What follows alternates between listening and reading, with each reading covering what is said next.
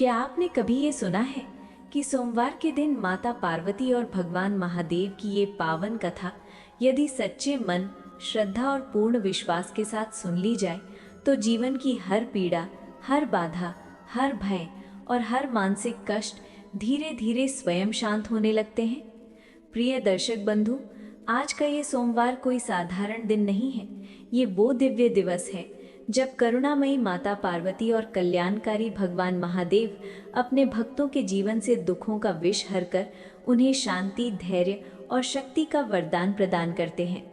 शास्त्रों में कहा गया है कि जो भी व्यक्ति सोमवार के दिन श्रद्धा, संयम और विश्वास के साथ शिव पार्वती की कथा सुनता है, उसके जीवन में व्याप्त मानसिक पीड़ा, रोग, पारिवारिक तनाव, असफलता, भय और आंतरिक अशांति धीरे धीरे समाप्त होने लगती है।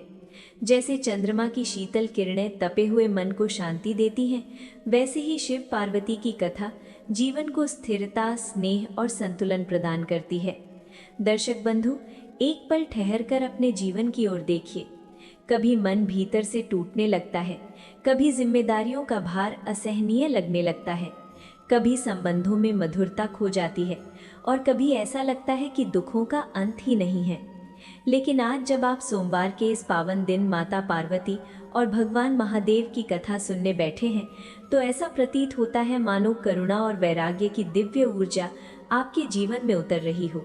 महादेव ये समझा रहे हैं कि दुख स्थायी नहीं होते और माता पार्वती ये विश्वास जगा रही हैं कि प्रेम, धैर्य और समर्पण से हर पीड़ा का समाधान संभव है। भगवान महादेव केवल संहार के देव नहीं हैं, वे पीड़ा हरने वाले वैद्यनाथ हैं। वे वो शक्ति हैं जो टूटे मन को संभाल लेती है और माता पार्वती वो ऊर्जा है जो उस मन को पुनः प्रेम, आशा और जीवन से भर देती है। यही कारण है कि आज की ये कथा केवल सुनने की कथा नहीं है, ये जीवन को पीड़ा मुक्त करने के लिए होती है। शास्त्रों में कहा गया है कि जो शिव पार्वती की कथा को अधूरा छोड़ देता है, वो उसके पूर्ण फल से वंचित रह जाता है। इसीलिए निवेदन है कि आज की इस कथा को अंत तक अवश्य सुने। हो सकता है कथा का कोई एक भाव, कोई एक वाक्य या कोई एक संदेश आपके जीवन से हर दुख, हर पीड़ा और हर अशांति को सदा के लिए दूर कर दे। दर्शक बंधु, जो व्यक्ति माता पार्वती और भगवान महादेव की कथा को श्रद्धा से सुनता है, उसके जीवन में शांति, धैर्य और संतुलन आता है। जो इसे दूसरों तक पहुंचाता है, उस पर शिव शक्ति की कृपा सदा बनी रहती है। और यदि आप सच्चे सनातनी हैं, तो ऐसी पावन कथाओं को फैलाना आपका धर्म भी है और पुण्य भी। इसलिए इस कथा को प्रेम से लाइक करें, अपने परिवार और मित्रों के साथ साझा करें और हमारे चैनल को सब्सक्राइब करना न भूलें, ताकि हर सोमवार आपको माता पार्वती और भगवान महादेव की दिव्य कथाएं और जीवन की हर पीड़ा हरने वाले संदेश मिलते रहें।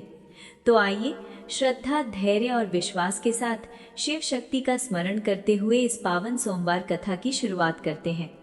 सोमवार का वो प्रभात था जब आकाश में फैली हल्की धुंध और वातावरण में गूंजती घंटियों की मध्यम ध्वनि स्वयं ये संकेत दे रही थी कि ये दिन साधारण नहीं है। उस दिन गांव की गलियों में एक अनाहा सा बोझ था, जैसे हर हृदय अपने भीतर कोई न कोई पीड़ा छुपाए चल रहा हो। उसी गांव में एक व्यक्ति रहता था जिसका जीवन बाहर से सामान्य पर भीतर से टूट चुका था। उसके चेहरे पर मुस्कान थी, पर आंखों में वर्षों की थकान और मन में असहनीय चिंता थी। उसके घर में कभी सुख की कमी नहीं थी, पर समय की थप्पड़ों ने सब कुछ छीन लिया था। माता का साया बचपन में ही उठ गया, पिता की जिम्मेदारियों में बदल गई और जब स्वयं परिवार बसाया तो कष्टों ने जैसे स्थायी निवास बना लिया। रोज सुबह उठते ही मन में एक ही प्रश्न गूंजता कि आखिर मेरे हिस्से में ही ये सब क्यों आया। जब चारों ओर लोग अपने सुख में मग्न थे, तब वो अपने भीतर के दर्द से अकेले लड़ रहा था। सोमवार का दिन आते ही वो बिना कुछ कहे शिवालय की ओर चल पड़ता था। न कोई मांग, न कोई शिकायत, बस मन का बोझ लिए वो शिवलिंग के सामने बैठ जाता था। वहां बैठते ही जैसे उसके भीतर दबा हुआ सारा दुख अपने आप बहने लगता था। आंखों से गिरते आंसू जल नहीं थे, वे वर्षों से जमी पीड़ा का प्रवाह थे। उसने कभी भोलेनाथ से धन नहीं मांगा, कभी वैभव नहीं मांगा, बस इतना चाहता था कि ये बेचैनी, ये डर, ये असुरक्षा का भाव उसके भीतर से निकल जाए। पर जीवन की परीक्षा लगातार कठिन होती जा रही थी। कभी बीमारी ने घेरा, कभी अपनों की बेरुखी ने, तो कभी भविष्य की अनिश्चितता ने मन को जकड़ लिया। कई बार उसे लगा कि शायद ईश्वर उससे रूठ गए हैं, पर फिर जब वो सोमवार की उस शांति में शिवलिंग के सामने बैठता और धूप की सुगंध के साथ मंत्रों की गूंज सुनता, तो भीतर कहीं एक अदृश्य स्पर्श उसे थाम लेता था, जैसे कोई कह रहा हो कि ठहर जा, ये पीड़ा व्यर्थ नहीं है। दुख की हर परत के नीचे कोई गहरा अर्थ छुपा है। भोलेनाथ का स्वभाव ही ऐसा है, वे तुरंत कुछ नहीं देते, पर जो देते हैं वो आत्मा तक बदल देता है। उस व्यक्ति के जीवन में भी ऐसा ही हो रहा था। भले ही बाहर हालात नहीं बदले थे, पर भीतर एक सहनशीलता जन्म ले रही थी। चिंता अब पहले जैसी तीखी नहीं रही थी। कष्ट अब उसे तोड़ नहीं रहे थे, बल्कि मजबूत कर रहे थे। जब भी जीवन उसे जमीन पर गिराता, वो उसी शिवालय की सीढ़ियों पर बैठकर अपनी टूटे मन को समेटता और चुपचाप ये स्वीकार करता कि शायद यही मार्ग है, शायद यही तपस्या है। सोमवार का दिन अब उसके लिए केवल एक दिन नहीं रहा था। वो दिन बन गया था जब वो स्वयं से मिल पाता था, अपने डर को देख पाता था और फिर उसे भोलेनाथ के चरणों में रख देता था, बिना शब्दों के, बिना अपेक्षा के, क्योंकि वो जान गया था कि महादेव से किया गया मौन संवाद भी सुना जाता है और उसी मौन में कहीं न कहीं जीवन की नई दिशा आकार ले रही थी, जो अभी पूरी तरह दिखाई नहीं दे रही थी, पर उसका आभास उस व्यक्ति के भीतर गहराता जा रहा था। और धीरे धीरे वो समझने लगा था कि भोलेनाथ की कृपा किसी बाहरी वस्ती में नहीं, बल्कि भीतर की शक्ति में छुपी होती है, जो व्यक्ति को हर तूफान में खड़े रहना सिखाती है, हर विपत्ति में धैर्य रखना सिखाती है और हर असफलता में भी आशा का दीपक जलाए रखना सिखाती है। वो व्यक्ति जिसका नाम देवदत्त था, अपने गांव में एक साधारण किसान के रूप में जाना जाता था। उसकी पत्नी का नाम सुमित्रा था, जो अत्यंत सरल और सहनशील स्वभाव की थी। उनके 2 बच्चे थे, एक पुत्र जिसका नाम अर्जुन था और एक पुत्री जिसका नाम गौरी था। देवदत्त के परिवार में सुख तो कभी अधिक नहीं रहा, पर उतना तो था जिससे 2 वक्त की रोटी का प्रबंध हो जाए। पर पिछले कुछ वर्षों से जैसे उनके जीवन में विपत्तियों का तांडव शुरू हो गया था। पहले खेतों में सूखा पड़ा, फिर जो थोड़ी बहुत फसल हुई उसमें कीड़े लग गए। फिर देवदत्त के पिताजी जो बुजुर्ग थे, उन्हें गंभीर बीमारी ने घेर लिया, जिसके इलाज में जो भी थोड़ी पूंजी बची थी वो भी खर्च हो गई और अंततः उनके पिता ने इस संसार को छोड़ दिया। उनके जाने के बाद देवदत्त के कंधों पर जिम्मेदारियों का पहाड़ और भी भारी हो गया, क्योंकि उनकी माता भी वृद्ध थी और उन्हें भी देखभाल की आवश्यकता थी। देवदत्त की पत्नी सुमित्रा हर परिस्थिति में उसका साथ देती थी। वो कभी शिकायत नहीं करती थी, कभी रोती नहीं थी, बल्कि हर मुश्किल में अपने पति का हौसला बढ़ाती थी। पर देवदत्त के भीतर एक गहरा अंधकार था, जो दिन प्रतिदिन बढ़ता जा रहा था। वो रात में नींद नहीं आने पर छत पर खड़ा होकर आकाश को देखता और मन ही मन सोचता कि आखिर मैंने ऐसा क्या पाप किया है जो मुझे इतनी यातना भोगनी पड़ रही है। मेरे बच्चे भूखे सोते हैं, मेरी पत्नी चुपचाप अपने आंसू पोंछती है, मेरी माता की आंखों में दुख देखकर मेरा हृदय फटता है, फिर भी मैं कुछ नहीं कर पा रहा हूँ। क्या मैं इतना असहाय हूँ? क्या मेरे जीवन का कोई उद्देश्य नहीं है? क्या मैं केवल दुख भोगने के लिए ही जन्मा हूँ? ऐसे विचार उसके मन में तूफान की तरह उठते और उसे भीतर तक हिला देते। पर हर सोमवार की सुबह जब वो उस पुराने शिवालय की ओर चल पड़ता, तो जैसे उसके पैरों में एक अदृश्य शक्ति आ जाती थी। वो शिवालय गांव के बाहर एक पुराने पीपल के पेड़ के नीचे स्थित था। वहाँ एक छोटा सा मंदिर था, जिसमें एक प्राचीन शिवलिंग विराजमान था। कहते हैं कि ये शिवलिंग सैकड़ों वर्ष पुराना है और इसकी स्थापना किसी महान संत ने की थी, जो इस गांव में तपस्या करने आए थे। उस शिवलिंग में एक अद्भुत तेज था, जो देखने वाले की आत्मा को छू जाता था। देवदत्त जब भी वहां जाता तो सबसे पहले पीपल के पेड़ की परिक्रमा करता, फिर मंदिर के द्वार पर खड़े होकर अपने हाथ जोड़ता और भीतर प्रवेश करता। वो अपने साथ कुछ बेलपत्र और थोड़ा सा जल लेकर जाता था, क्योंकि उसके पास इससे अधिक कुछ नहीं था जो भोलेनाथ को अर्पित कर सके। पर वो जानता था कि भोलेनाथ को बाहरी चीज़ों से कोई लेना देना नहीं है। वे तो भाव देखते हैं, मन की निष्ठा देखते हैं और आत्मा की पुकार सुनते हैं। देवदत्त शिवलिंग पर जल चढ़ाता, फिर बेलपत्र अर्पित करता और फिर वहीं फर्श पर बैठ जाता था। वो कोई मंत्र नहीं जानता था, कोई विधि नहीं जानता था, बस चुपचाप बैठा रहता और अपने मन की बात भोलेनाथ से करता। कभी कभी तो वो घंटों बैठा रहता और आंखें बंद करके अपने भीतर के दुख को महसूस करता। उसे लगता कि जैसे भोलेनाथ उसकी हर बात सुन रहे हैं, हर आंसू देख रहे हैं और चुपचाप उसके सिर पर हाथ रख रहे हैं।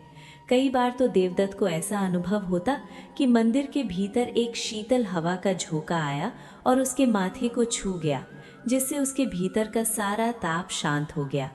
ऐसे क्षणों में उसे लगता कि शायद भोलेनाथ उसे कुछ संकेत दे रहे हैं, कुछ कहना चाह रहे हैं, पर वो समझ नहीं पा रहा कि क्या। एक दिन की बात है जब देवदत्त सोमवार की सुबह शिवालय में बैठा था और उसका मन बहुत व्यथित था, क्योंकि पिछली रात उसके घर में खाने को कुछ नहीं था और उसके बच्चे भूखे सो गए थे। ये बात उसके लिए असहनीय थी। वो शिवलिंग के सामने बैठा रो रहा था और बार बार कह रहा था, हे भोलेनाथ, मुझे इतना कष्ट क्यों दे रहे हो? मैंने क्या गलती की है? मेरे बच्चों का क्या दोष है? वे भूखे क्यों सोए? मुझे ये जीवन नहीं चाहिए, मुझे ये दुख नहीं चाहिए। यदि आप हैं तो मुझे कोई रास्ता दिखाओ, नहीं तो मुझे इस जीवन से मुक्ति दे दो। उसकी आवाज़ में इतनी पीड़ा थी कि मंदिर की दीवारें भी जैसे कांप उठीं। उस समय मंदिर में और कोई नहीं था, केवल देवदत्त अकेला था और अपने दुख में डूबा हुआ था। तभी अचानक मंदिर के द्वार पर एक वृद्ध साधु प्रकट हुए। उनके हाथ में एक कमंडल था और शरीर पर भस्म लगी हुई थी। वे देखने में अत्यंत शांत और तेजस्वी थे। उन्होंने देवदत्त को रोते देखा और धीरे से पास आकर बोले, पुत्र, इतना क्यों रो रहे हो? क्या हुआ तुम्हें? देवदत्त ने चौंक कर ऊपर देखा और उस साधु को देखा। उसे लगा कि ये कोई साधारण साधु नहीं है। इनके चेहरे पर एक दिव्य प्रकाश है और आंखों में एक गहरा ज्ञान। देवदत्त ने हाथ जोड़कर कहा, महाराज, मैं बहुत दुखी हूँ। मेरे जीवन में केवल कष्ट ही कष्ट है। मेरे पास कुछ नहीं है। मेरे बच्चे भूखे हैं, मेरा परिवार परेशान है और मैं कुछ नहीं कर पा रहा हूँ। मुझे समझ नहीं आ रहा कि मैं क्या करूँ। साधु ने मुस्कुराते हुए कहा, पुत्र, तुम भोलेनाथ के मंदिर में बैठे हो और कह रहे हो कि तुम्हारे पास कुछ नहीं है? ये कैसे संभव है? जो भोलेनाथ की शरण में है उसके पास सब कुछ है। देवदत्त ने कहा, पर महाराज, मैं तो वर्षों से यहाँ आ रहा हूँ, हर सोमवार को यहाँ आता हूँ, पर मेरे जीवन में कोई बदलाव नहीं आया, बल्कि दुख और बढ़ते जा रहे हैं। साधु ने गंभीर स्वर में कहा, पुत्र, तुम भोलेनाथ से क्या मांगते हो? देवदत्त ने कहा, मैं कुछ नहीं मांगता महाराज, बस यही चाहता हूँ कि मेरे परिवार को खाने को मिले, मेरे बच्चे सुखी रहें और मेरे मन की ये बेचैनी दूर हो जाए। साधु ने कहा, तुम्हारी मांग गलत नहीं है, पर तुम्हारी समझ अधूरी है। तुम भोलेनाथ से भौतिक सुख मांग रहे हो, जबकि भोलेनाथ तो आत्मिक सुख देते हैं। वे तुम्हें धन नहीं देंगे, पर धन कमाने की शक्ति देंगे। वे तुम्हें भोजन नहीं देंगे, पर भोजन जुटाने का मार्ग दिखाएंगे। वे तुम्हारी समस्याओं को दूर नहीं करेंगे, पर समस्याओं से लड़ने का साहस देंगे। देवदत्त ने आश्चर्य से पूछा, पर महाराज, मैं तो बहुत कमजोर हूँ। मेरे पास न शक्ति है न साहस है। मैं तो टूट चुका हूँ। साधु ने उसके कंधे पर हाथ रखते हुए कहा, नहीं पुत्र, तुम नहीं टूटे हो। यदि तुम टूट गए होते तो आज यहाँ नहीं होते। तुम हर सोमवार यहाँ आते हो, इसका मतलब है कि तुम्हारे भीतर अभी भी विश्वास है, अभी भी आशा है, और जहाँ विश्वास है वहाँ भोलेनाथ हैं। तुम्हें पता है कि भोलेनाथ को आदिदेव क्यों कहा जाता है? क्योंकि वे सृष्टि के आदि हैं, सबसे पहले हैं और सबसे अंत में भी वही रहेंगे। जब सृष्टि की रचना हुई थी तब ब्रह्मा जी ने सृजन किया, विष्णु जी ने पालन किया, पर जब विनाश की बारी आई तो भोलेनाथ ने वो भार उठाया, क्योंकि विनाश भी उतना ही आवश्यक है जितना सृजन। पुराने को तोड़े बिना नया नहीं बन सकता, और यही तुम्हारे जीवन में हो रहा है। तुम्हारा पुराना जीवन टूट रहा है, तुम्हारे पुराने विचार टूट रहे हैं, तुम्हारी पुरानी कमजोरियां टूट रही हैं, और इसी टूटने से एक नया देवदत्त जन्म लेगा, जो अधिक मजबूत होगा, अधिक समझदार होगा और अधिक करुणावान होगा। ये सुनकर देवदत्त के मन में एक हलचल हुई। उसे लगा कि साधु की बातों में कुछ गहरा सत्य है, पर उसे पूरी तरह समझ नहीं आ रहा था। उसने पूछा, महाराज, आप कौन हैं और आप यहाँ कैसे आए? साधु मुस्कुराए और बोले, मैं कौन हूँ ये महत्वपूर्ण नहीं है। महत्वपूर्ण ये है कि तुम कौन हो और तुम्हें क्या बनना है। मैं तो केवल एक संदेश वाहक हूँ जो तुम्हें ये बताने आया हूँ कि भोलेनाथ ने तुम्हारी पुकार सुन ली है और वे तुम्हें एक संकेत देना चाहते हैं। देवदत्त ने उत्सुकता से पूछा, कौन सा संकेत महाराज? साधु ने कहा, तुम्हें एक कथा सुनाता हूँ, ध्यान से सुनो। बहुत समय पहले की बात है। एक राजा था जिसका नाम भद्रसेन था। वो बहुत शक्तिशाली और पराक्रमी था। उसके पास विशाल सेना थी, अपार धन था और सुंदर राजमहल था। पर उसके मन में कोई शांति नहीं थी। वो हमेशा चिंतित रहता था, हमेशा असुरक्षित महसूस करता था। उसे लगता था कि कोई उसका राज्य छीन लेगा, कोई उसे मार देगा, कोई उसे धोखा दे देगा। ये भय उसे रात दिन सताता रहता था। एक दिन उसके राज्य में एक महान ऋषि आए। राजा ने उनका स्वागत किया और उनसे पूछा, हे ऋषिवर, मेरे पास सब कुछ है, फिर भी मुझे शांति क्यों नहीं मिलती? मैं इतना भयभीत क्यों रहता हूँ? आर्ष ने कहा, राजन, तुम्हारा भय तुम्हारी संपत्ति से नहीं बल्कि तुम्हारे अहंकार से उत्पन्न हो रहा है। तुम सोचते हो कि तुमने ये सब अपनी शक्ति से प्राप्त किया है और तुम्हें डर है कि कहीं ये तुमसे छिन ना जाए। पर सच तो ये है कि इस संसार में कुछ भी तुम्हारा नहीं है। ना ये राज्य, ना ये धन, ना ये शरीर, सब कुछ नश्वर है और एक दिन सब कुछ यहीं छूट जाएगा। राजा ने पूछा, तो फिर मैं क्या करूं आश्वर? उर्ष ने कहा, तुम भोलेनाथ की शरण में जाओ, उनकी आराधना करो और समझो कि तुम केवल एक निमित्त हो, असली कर्ता तो वे हैं। जब तुम ये समझ जाओगे तो तुम्हारा अहंकार टूट जाएगा और तुम्हें शांति मिल जाएगी। राजा ने आर्ष की बात मानी और भोलेनाथ की आराधना शुरू कर दी। उसने हर सोमवार को व्रत रखना शुरू किया, शिवलिंग पर जल चढ़ाया और मन से भोलेनाथ का ध्यान किया। धीरे धीरे उसके भीतर परिवर्तन आने लगा। उसका अहंकार कम होने लगा, उसका भय दूर होने लगा और उसे समझ आने लगा कि वो केवल एक माध्यम है, असली शक्ति तो भोलेनाथ की है। एक दिन उसके राज्य पर एक बड़ी सेना ने हमला कर दिया। राजा के मंत्रियों ने कहा, महाराज, हमें युद्ध की तैयारी करनी चाहिए। पर राजा ने कहा, नहीं, मैं पहले भोलेनाथ से प्रार्थना करूंगा। यदि वे चाहेंगे तो हम जीतेंगे, नहीं तो हम हार भी सकते हैं। पर मैं केवल अपना कर्तव्य करूंगा, फल की चिंता नहीं करूंगा। राजा ने युद्ध से पहले भोलेनाथ की पूजा की और फिर युद्ध के लिए निकला। उसकी सेना छोटी थी पर उसका विश्वास अटूट था। युद्ध में एक चमत्कार हुआ और राजा की सेना ने विजय प्राप्त की। पर राजा ने इस विजय को अपनी नहीं बल्कि भोलेनाथ की कृपा माना और उसने विजय के बाद एक भव्य शिव मंदिर बनवाया। इस कथा को सुनकर देवदत्त ने कहा, ये तो बहुत अच्छी कथा है महाराज, पर इसका मुझसे क्या संबंध है? साधु ने कहा, पुत्र, तुम भी उस राजा की तरह हो। तुम भी अपने दुखों से लड़ रहे हो, पर तुम ये सोच रहे हो कि तुम अकेले हो और तुम्हारे पास कुछ नहीं है। पर सच ये है कि तुम्हारे साथ भोलेनाथ हैं और जब भोलेनाथ साथ हैं तो तुम्हारे पास सब कुछ है। तुम्हें केवल ये समझना है कि तुम्हारे दुख भी एक परीक्षा है और ये परीक्षा तुम्हें मजबूत बनाने के लिए है। जब तुम इस परीक्षा को पार कर लोगे तो तुम एक नए इंसान बन जाओगे और तब तुम्हारे जीवन में वो सुख आएगा जो तुमने कभी सोचा भी नहीं होगा। पर उसके लिए तुम्हें धैर्य रखना होगा, विश्वास रखना होगा और हर सोमवार को भोलेनाथ की आराधना करते रहना होगा। देवदत्त की आंखों में आंसू आ गए और उसने कहा, महाराज, मैं आपकी बात मानूंगा, मैं धैर्य रखूंगा और मैं विश्वास रखूंगा। मुझे अब समझ आ रहा है कि भोलेनाथ मुझे तोड़ नहीं रहे बल्कि बना रहे हैं। साधु ने आशीर्वाद देते हुए कहा, तथास्तु पुत्र, तुम्हारा कल्याण हो और याद रखो कि भोलेनाथ हर उस व्यक्ति के साथ हैं जो सच्चे मन से उनकी शरण में आता है। चाहे वो कितना भी गरीब हो, कितना भी दुखी हो, भोलेनाथ कभी किसी को निराश नहीं करते। ये कहकर साधु वहां से चले गए और देवदत्त वहीं बैठा रहा। उसे लग रहा था कि जैसे उसके भीतर कुछ बदल गया है, जैसे एक नई रोशनी उसके मन में आ गई है। वो उठा और शिवलिंग के सामने खड़ा होकर बोला, हे भोलेनाथ, मैं समझ गया हूँ कि आप मुझे छोड़ नहीं रहे बल्कि तैयार कर रहे हैं। मुझे अब शिकायत नहीं है बल्कि कृतज्ञता है कि आपने मुझे इतनी परीक्षाओं के योग्य समझा। अब मैं हर कठिनाई का सामना करूंगा और हर सोमवार को आपकी शरण में आता रहूंगा। उस दिन के बाद से देवदत्त के जीवन में एक नया मोड़ आया। बाहर से हालात वैसे ही थे, पर भीतर से वो बदल गया था। अब वो निराश नहीं होता था, अब वो हार नहीं मानता था। वो हर मुश्किल को एक चुनौती की तरह लेता और उसका सामना करता। उसने अपने खेतों में फिर से मेहनत करना शुरू किया और इस बार उसने भोलेनाथ से प्रार्थना की कि हे प्रभु, मुझे शक्ति दो कि मैं मेहनत कर सकूं। फल आपके हाथ में है। धीरे धीरे उसकी मेहनत रंग लाने लगी। खेतों में फसल अच्छी होने लगी और उसकी आर्थिक स्थिति सुधरने लगी।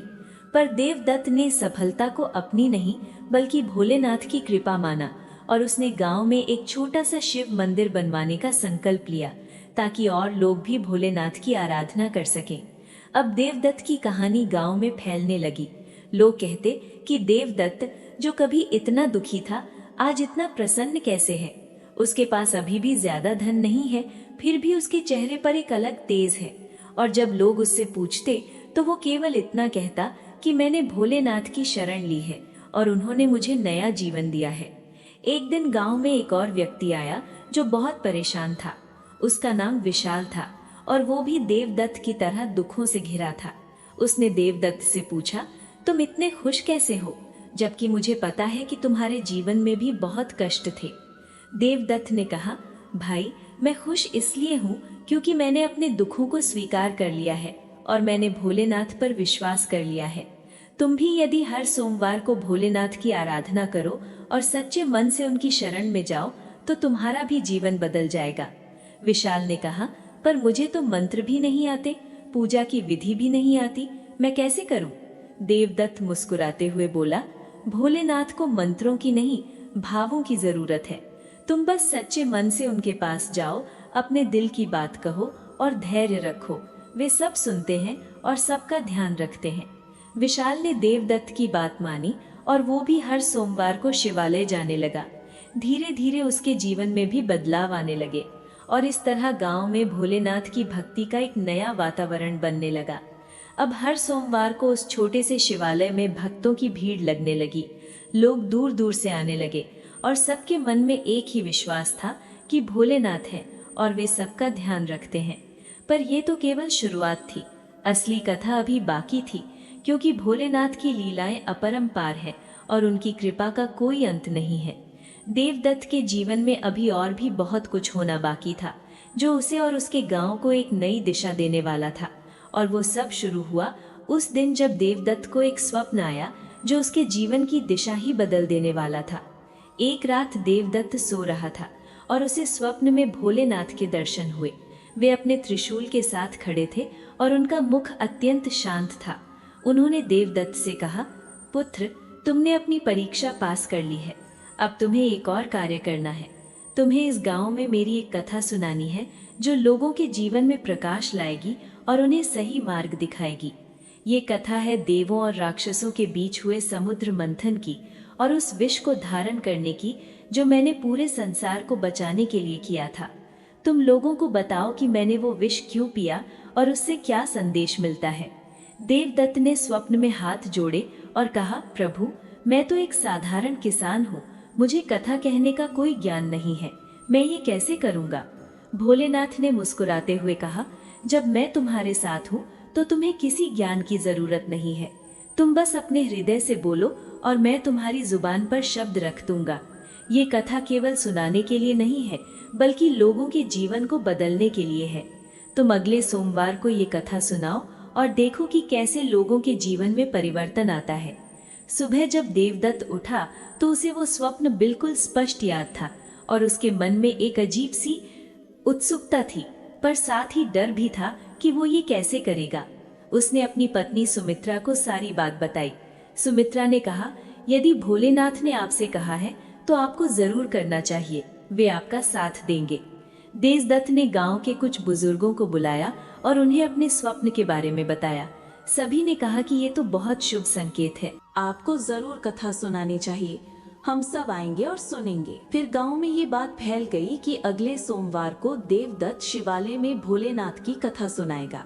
लोगों में उत्सुकता थी क्योंकि सभी जानते थे कि देवदत्त के जीवन में भोलेनाथ की कृपा से कितना बदलाव आया है। सोमवार का दिन आया और शिवालय में बहुत भीड़ इकट्ठा हो गई। लोग दूर दूर से आए थे। देवदत्त शिवलिंग के सामने बैठा था और उसके हाथ कांप रहे थे। उसे नहीं पता था कि वो क्या बोलेगा और कैसे बोलेगा, पर जैसे ही उसने अपनी आंखें बंद की और भोलेनाथ का ध्यान किया, उसे लगा कि जैसे कोई उसके भीतर बोल रहा है, कोई उसे शब्द दे रहा है। उसने अपनी आंखें खोली और बोलना शुरू किया। भाइयों और बहनों, आज मैं आपको एक ऐसी कथा सुनाने जा रहा हूँ जो हमारे जीवन में बहुत गहरा अर्थ रखती है। ये कथा है समुद्र मंथन की और भोलेनाथ द्वारा विषपान की। बहुत समय पहले देवताओं और राक्षसों में एक संघर्ष चल रहा था। दोनों ही अमृत प्राप्त करना चाहते थे जिससे वे अमर हो सके। देवताओं के राजा इंद्र ने भगवान विष्णु से सहायता मांगी। भगवान विष्णु ने कहा कि अमृत पाने के लिए समुद्र मंथन करना होगा, पर यह कार्य इतना विशाल है कि इसे अकेले नहीं किया जा सकता। इसलिए देवताओं और राक्षसों को मिलकर काम करना होगा। दोनों पक्ष इस बात पर राजी हो गए क्योंकि दोनों ही अमृत चाहते थे। मंदिराचल पर्वत को मत्थानी बनाया गया और वासुकी नाग को रस्सी बनाया गया। देवता और राक्षस दोनों ने मिलकर समुद्र मंथन शुरू किया। पहले समुद्र से कई रत्न निकले, कामधेनु गाय निकली, कल्प वृक्ष निकला, ऐरावत हाथी निकला और भी बहुत कुछ निकला। पर फिर एक भयंकर विष निकला जिसका नाम था हलाहल। ये विष इतना प्रबल था कि इसकी गर्मी से पूरा ब्रह्मांड जल सकता था। सभी देवता और राक्षस घबरा गए क्योंकि इस विष को कोई नहीं संभाल सकता था। सभी ने भगवान विष्णु की ओर देखा, पर विष्णु जी ने कहा कि इस विष को केवल एक ही व्यक्ति संभाल सकता है और वे हैं महादेव। तब सभी देवता भोलेनाथ के पास गए और उनसे प्रार्थना की, हे महादेव, ये विष पूरे संसार को नष्ट कर देगा, कृपया आप इसे ग्रहण कर लें और हमें बचा ले। भोलेनाथ ने देवताओं की प्रार्थना सुनी और बिना कुछ सोचे उस विष को अपने हाथ में ले लिया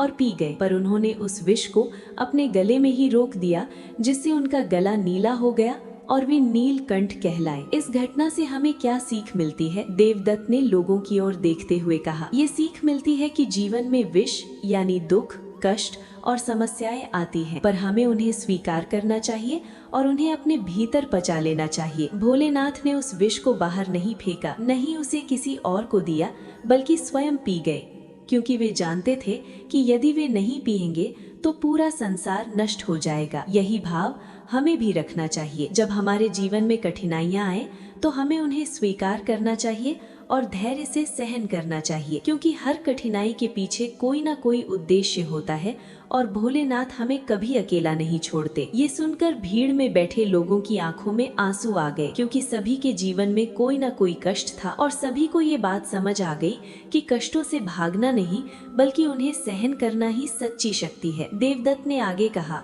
और ये भी याद रखें कि भोलेनाथ ने उस विष को अपने गले में रोक लिया, जिससे वो उनके शरीर में नहीं गया। इसका मतलब है कि हमें अपने कष्टों को अपने मन में नहीं उतरने देना चाहिए, हमें उन्हें अपने विचारों में नहीं आने देना चाहिए, बल्कि उन्हें केवल स्वीकार करना चाहिए और फिर उन्हें भोलेनाथ को समर्पित कर देना चाहिए। जब हम अपने दुखों को भोलेनाथ को समर्पित कर देते हैं तो वे उन दुखों को अपने भीतर समा लेते हैं और हमें शांति देते हैं। ये कथा सुनकर लोगों के मन में एक नई ऊर्जा आ गई और सभी ने भोलेनाथ का जयकारा लगाया। उस दिन के बाद से हर सोमवार को देवदत्त शिवालय में कथा सुनाने लगा और हर बार वो कोई ना कोई नई कथा सुनाता जो लोगों की जीवन को छूती और उन्हें नई दिशा देती। एक बार देवदत्त ने गणेश जी के जन्म की कथा सुनाई कि कैसे माता पार्वती ने अपने शरीर के मैल से गणेश जी को बनाया और कैसे भोलेनाथ ने अनजाने में उनका सिर काट दिया और फिर हाथी का सिर लगाकर उन्हें जीवित किया। इस कथा से लोगों को ये सीख मिली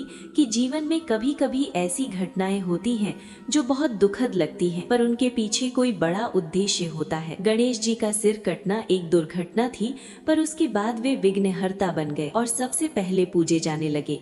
तो कभी कभी हमारी हार में ही हमारी जीत छुपी होती है। एक और बार देवदत्त ने शिव और सती की कथा सुनाई कि कैसे सती ने अपने पिता दक्ष के यज्ञ में अपमान सहन नहीं किया और अग्नि में कूद गई और कैसे भोलेनाथ ने उनके शरीर को उठाया और पूरे ब्रह्मांड में विलाप करते हुए घूमते रहे। और फिर भगवान विष्णु ने अपने सुदर्शन चक्र से सती के शरीर को काट दिया, जिससे उनके अंग अलग अलग स्थानों पर गिरे और वहां शक्तिपीठ बन गए। इस कथा से लोगों को ये सीख मिली कि प्रेम में त्याग होता है और कभी कभी हमें अपने सबसे प्रिय को भी खोना पड़ता है, पर वो खोना भी एक नई शुरुआत होता है, क्योंकि सती फिर पार्वती बनकर आई और भोलेनाथ से फिर विवाह किया। तो मृत्यु अंत नहीं है, बल्कि एक नई शुरुआत है। इस तरह देवदत्त की कथाएं गांव में बहुत प्रसिद्ध हो गईं और लोग दूर दूर से आने लगे।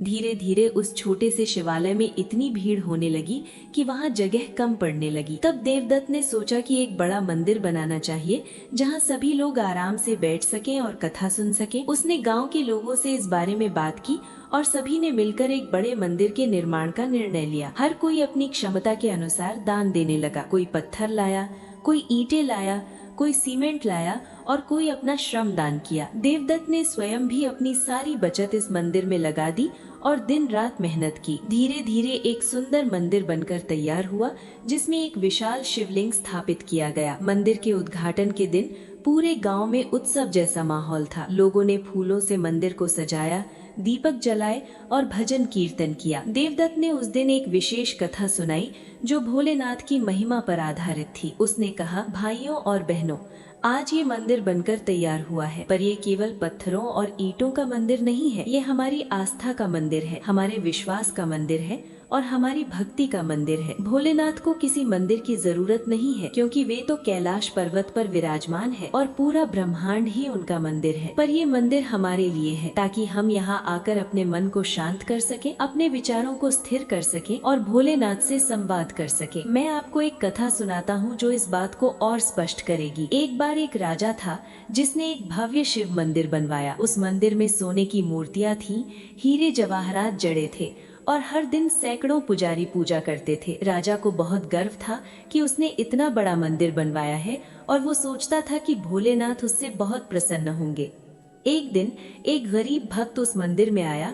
उसके पास कुछ नहीं था, बस एक फूल था जो उसने रास्ते में तोड़ा था। वो मंदिर में घुसने लगा तो द्वारपाल ने उसे रोका और कहा, तुम इस तरह के गंदे कपड़ों में मंदिर में नहीं जा सकते, पहले नहा धोकर आओ और कुछ चढ़ावा भी लेकर आओ। गरीब भक्त बहुत दुखी हुआ और वो मंदिर के बाहर ही बैठ गया। उसने अपनी आंखें बंद की और मन ही मन भोलेनाथ से प्रार्थना की, हे भोलेनाथ, मैं आपके दर्शन करना चाहता था, पर मुझे अंदर नहीं जाने दिया गया। पर आप तो सर्वव्यापी हैं, आप तो हर जगह हैं, तो मैं यहीं बैठकर आपकी पूजा करता हूँ। ये कहकर उसने वो फूल जमीन पर रख दिया और अपने मन में भोलेनाथ का ध्यान करने लगा। उसी रात राजा को स्वप्न में भोलेनाथ ने दर्शन दिए और कहा, राजन, तुमने भव्य मंदिर बनवाया, ये अच्छा है, पर तुम्हारी भक्ति में अहंकार है। तुम सोचते हो कि तुमने मेरे लिए बहुत कुछ किया है, पर आज जो गरीब भक्त मंदिर के बाहर बैठा था, उसकी भक्ति तुमसे कहीं अधिक सच्ची थी। उसके पास कुछ नहीं था, पर उसके मन में केवल मेरे प्रति प्रेम था और वही असली भक्ति है। राजा सुबह उठा और उसे बहुत पछतावा हुआ। उसने उस गरीब भक्त को ढूंढा और उससे क्षमा मांगी और फिर उसे मंदिर के मुख्य पुजारी का पद दिया, क्योंकि राजा समझ गया कि भोलेनाथ को बाहरी दिखावे से कोई मतलब नहीं है, उन्हें तो केवल सच्ची भक्ति चाहिए। ये कथा सुनकर सभी लोग समझ गए कि ये मंदिर केवल एक इमारत नहीं है, बल्कि ये एक ऐसा स्थान है जहाँ हर कोई अपने मन की भक्ति को व्यक्त कर सकता है, चाहे वो अमीर हो या गरीब, पढ़ा लिखा हो या अनपढ़। भोलेनाथ सबको समान रूप से देखते हैं। समय बीतता गया और देवदत्त की कथाएं और भी गहरी होती गईं। अब वो केवल पौराणिक कथाएं ही नहीं सुनाता था, बल्कि उन कथाओं को वर्तमान जीवन से जोड़ता था और लोगों को ये बताता था कि कैसे वे अपने जीवन में उन सीखों को लागू कर सकते हैं। एक बार एक व्यक्ति ने देवदत्त से पूछा कि भोलेनाथ को भांग और धतूरा क्यों चढ़ाया जाता है और वे शमशान में क्यों रहते हैं? क्या वे एक अजीब देवता है? देवदत्त ने मुस्कुराते हुए कहा, नहीं भाई, भोलेनाथ अजीब नहीं है, बल्कि वे सबसे सरल और सहज हैं। उन्हें भांग और धतूरा इसलिए चढ़ाया जाता है क्योंकि ये दोनों विषैले पदार्थ हैं और भोलेनाथ ने समुद्र मंथन से निकले विष को पिया था, तो उन्हें विष प्रिय है। पर इसका मतलब ये नहीं है कि हम भांग पीकर नशे में रहें, बल्कि इसका अर्थ ये है कि हमें अपने जीवन के विषैले विचारों को भोलेनाथ को समर्पित कर देना चाहिए। जैसे ईर्ष्या, क्रोध, लोभ, मोह, ये सब हमारे मन के विष हैं और जब हम इन्हें भोलेनाथ को समर्पित करते हैं तो वे इन्हें अपने भीतर समा लेते हैं और हमें शुद्ध कर देते हैं। और शमशान में रहने के बारे में तो ये बहुत गहरा संदेश है। शमशान वो जगह है जहाँ हर इंसान की अंतिम यात्रा समाप्त होती है। वहाँ न कोई अमीर होता है न गरीब, न कोई ऊंचा होता है न नीचा, सब बराबर होते हैं। भोलेनाथ शमशान में रहते हैं क्योंकि वे हमें ये संदेश देना चाहते हैं कि जीवन नश्वर है और मृत्यु अंतिम सत्य है। तो हमें अपने अहंकार को त्यागना चाहिए और विनम्र रहना चाहिए। इस उत्तर से वो व्यक्ति बहुत प्रभावित हुआ और उसने कहा, वाकई भोलेनाथ की हर बात में गहरा अर्थ है और आप उसे इतनी सरलता से समझा देते हैं। देवदत्त के जीवन में अब एक नया मोड़ आने वाला था जो उसे और भी ऊंचाई पर ले जाने वाला था। एक दिन गांव में एक बड़ा संकट आया। भयंकर सूखा पड़ गया और कुओं में पानी सूखने लगा। फसलें मुरझाने लगी और लोग परेशान हो गए। सभी ने मिलकर बारिश के लिए प्रार्थना की, पर कई महीने बीत गए और एक बूंद भी बारिश नहीं हुई। लोगों में निराशा फैलने लगी और कुछ लोग गांव छोड़कर जाने की सोचने लगे। देवदत्त भी बहुत चिंतित था, पर उसने हार नहीं मानी। उसने सोचा कि यदि भोलेनाथ ने अभी तक मेरा साथ दिया है तो अब भी देंगे। उसने गांव के सभी लोगों को इकट्ठा किया और कहा, भाइयों और बहनों, हम सब मिलकर एक महारुद्र अभिषेक करेंगे और भोलेनाथ से प्रार्थना करेंगे कि वे हमें इस संकट से बचाएं। हम 7 दिनों तक लगातार शिवलिंग पर जल चढ़ाएंगे और मंत्रों का जाप करेंगे। मुझे विश्वास है कि भोलेनाथ हमारी सुनेंगे। सभी लोग राजी हो गए और उन्होंने मिलकर रुद्राभिषेक की तैयारी शुरू कर दी। हर घर से लोग जल लेकर आए और मंदिर में शिवलिंग पर चढ़ाने लगे। दिन रात मंत्रों का जाप होता रहा और लोग बारी बारी से पूजा करते रहे। देवदत्त खुद भी दिन रात मंदिर में रहा और भोलेनाथ से प्रार्थना करता रहा। 7वें दिन जब अंतिम आहुति दी जा रही थी तो अचानक आकाश में काले बादल छा गए और तेज हवा चलने लगी। लोगों ने ऊपर देखा तो उन्हें विश्वास नहीं हुआ, क्योंकि पिछले कई महीनों से आकाश साफ था और अचानक बादल कहां से आ गए। फिर बूंदाबांदी शुरू हुई और देखते ही देखते मूसलाधार बारिश होने लगी। लोग खुशी से नाचने लगे और भोलेनाथ का जयकारा लगाने लगे। बच्चे बारिश में भीगने लगे और बुजुर्गों की आंखों में खुशी के आंसू थे। देवदत्त मंदिर के सामने खड़ा था और उसकी आंखें बंद थीं। उसके चेहरे पर एक दिव्य शांति थी और वो मन ही मन भोलेनाथ को धन्यवाद दे रहा था। उस दिन पूरे गांव ने माना कि भोलेनाथ की कृपा से ही ये चमत्कार हुआ है और देवदत्त की भक्ति ने इस चमत्कार को संभव बनाया है। अब देवदत्त की ख्याति दूर दूर तक फैल गई और लोग उसे एक संत की तरह मानने लगे। पर देवदत्त ने कभी खुद को संत नहीं कहा। वो हमेशा कहता था कि मैं तो एक साधारण भक्त हूँ जो भोलेनाथ की शरण में है। असली संत तो वही हैं जो हमेशा हमारे साथ हैं और हमें सही रास्ता दिखाते हैं। एक दिन एक युवक देवदत्त के पास आया और बोला, मैं बहुत परेशान हूँ। मेरे मन में हमेशा गलत विचार आते हैं। मैं कोशिश करता हूँ कि अच्छे विचार रखूं, पर फिर भी बुरे विचार मन में आ जाते हैं। मैं क्या करूं? देवदत्त ने उससे पूछा, तुम्हारे मन में कैसे विचार आते हैं? युवक ने शर्मिंदगी से कहा, कभी किसी से ईर्ष्या होती है, कभी किसी के प्रति क्रोध आता है, कभी लालच होता है और कभी बुरे काम करने का मन करता है। मैं इन विचारों से बहुत परेशान हूँ। देवदत्त ने मुस्कुराते हुए कहा, बेटा, ये सामान्य है। हर इंसान के मन में अच्छे और बुरे दोनों तरह के विचार आते हैं, क्योंकि हमारे भीतर दोनों प्रवृत्तियां हैं। जब मैंने अपना सब कुछ उन्हें समर्पित कर दिया तो उन्होंने मुझे इतना दिया कि मैं दूसरों की मदद कर सकूं। ये सब उनकी लीला है। एक दिन एक धनी व्यापारी गांव में आया और उसने देवदत्त के कार्यों के बारे में सुना। वो बहुत प्रभावित हुआ और उसने देवदत्त से कहा, मैं भी कुछ दान देना चाहता हूँ ताकि आपके इस पुण्य कार्य में मेरा भी योगदान हो। देवदत्त ने कहा, आपका स्वागत है, पर याद रखें कि दान केवल धन का नहीं होता, बल्कि समय का भी होता है, सेवा का भी होता है और प्रेम का भी होता है। यदि आप सच्चे मन से यहाँ आकर लोगों की सेवा करेंगे तो वो भी एक बड़ा दान होगा। व्यापारी ने देवदत्त की बात मानी और वो नियमित रूप से धर्मशाला में आकर लोगों की सेवा करने लगा। धीरे धीरे उसके मन में भी परिवर्तन आया और वो समझने लगा कि असली सुख धन में नहीं बल्कि सेवा में है। इस तरह देवदत्त के माध्यम से गांव में एक नई चेतना जागृत हुई और लोग भोलेनाथ की भक्ति के साथ साथ मानवता की सेवा भी करने लगे। गांव में अब सुख, शांति और समृद्धि थी और सबके मन में भोलेनाथ के प्रति अटूट विश्वास था। पर देवदत्त का जीवन यही नहीं रुका। उसे अभी और भी बहुत कुछ करना था, क्योंकि भोलेनाथ ने उसे एक विशेष कार्य के लिए चुना था जो अभी सामने आना बाकी था। एक दिन देवदत्त फिर से उसी पुराने शिवालय में बैठा था जहां से उसकी यात्रा शुरू हुई थी। वो अपने जीवन के बारे में सोच रहा था कि कैसे वो दुखों से भरा हुआ था और कैसे भोलेनाथ ने उसे उठाया और एक नया जीवन दिया। तभी उसे फिर से उस साधु की याद आई जो उसे पहली बार मिले थे और जिन्होंने उसे समझाया था कि भोलेनाथ की कृपा कैसे काम करती है। वो सोचने लगा कि वे साधु कौन थे। क्या वे कोई साधारण साधु थे या फिर स्वयं भोलेनाथ थे जो उसे मार्गदर्शन देने आए थे। ये सोचते हुए उसकी आंखें बंद हो गई और वो ध्यान में चला गया। उसे फिर से एक दृश्य दिखाई दिया जिसमें वही साधु खड़े थे और मुस्कुरा रहे थे। साधु ने कहा, देवदत्त, तुमने अपना कार्य बहुत अच्छे से किया है। अब तुम्हें एक और बड़ा कार्य करना है। तुम्हें संदेश को दूर दूर तक फैलाना है कि भोलेनाथ की कृपा सबके लिए है, चाहे वो कोई भी हो, किसी भी जाति का हो, किसी भी धर्म का हो। भोलेनाथ सबको समान रूप से देखते हैं और सबकी पुकार सुनते हैं। तुम्हें ये संदेश लोगों तक पहुंचाना है। देवदत्त ने कहा, पर प्रभु, मैं तो एक साधारण व्यक्ति हूँ, मैं ये बड़ा कार्य कैसे कर सकता हूँ? साधु ने कहा, तुम साधारण नहीं हो देवदत्त, तुम भोलेनाथ के चुने हुए भक्त हो और जब भोलेनाथ किसी को चुनते हैं तो उसे असाधारण बना देते हैं। तुम्हें केवल विश्वास रखना है और आगे बढ़ना है, बाकी सब भोलेनाथ संभाल लेंगे। देवदत्त ने आंखें खोली और उसे लगा कि अब उसे एक नई दिशा मिल गई है। उसने निश्चय किया कि वो अब केवल अपने गांव में ही नहीं बल्कि दूसरे गांवों में भी जाएगा और लोगों को भोलेनाथ की कथाएं सुनाएगा। उसने अपनी पत्नी और बच्चों से इस बारे में बात की। सभी ने उसका साथ दिया और कहा कि ये बहुत अच्छा कार्य है और हम आपके साथ हैं।